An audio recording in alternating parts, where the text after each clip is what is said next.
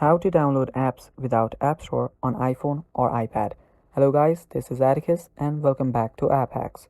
In today's video, I'll teach you guys how you can download apps without App Store on your iPhone or iPad. So let's begin. First, if you don't have App Store, simply open up your web browser. After you open it up, search for iOS Ninja. After you search for it, you will see download iOS Ninja mobile app. Simply open it up and then you will see the install option. Now you can go to the web app directly,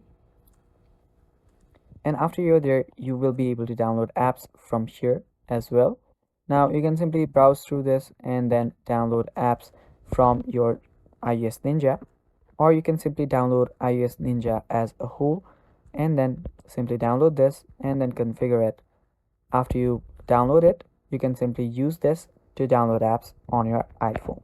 And that is basically it, guys. That is how you can download apps without App Store on iPhone or iPad.